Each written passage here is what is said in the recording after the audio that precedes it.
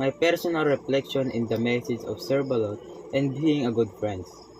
A good friend bring you closer to Jesus and make you blessing to others. Ang isang mabuting kaibigan ay naglalapit sa iyo kay Jesus at ginagawa kang pagpapala sa iba. Halimbawa, yung laging nagtuturo sa iyo kung paano maging isang close kay Jesus. Siya ay nagbibigay ng inspirasyon sa iyo na maging isang mabuting tao at tumutulong sa iba. Kasama mo siya sa paglalakbay, sa pananampalataya at sa pagbibigay ng tulong sa kapwa.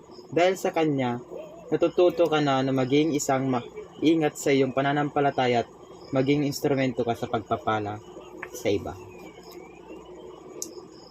A good friend brings out the best in you.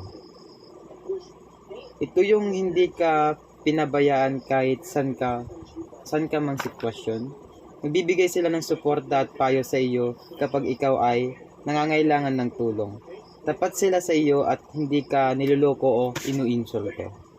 Kapag may problema ka, handang makinig at magbigay ng kanilang opinyon o hindi ka hinuhusgahan.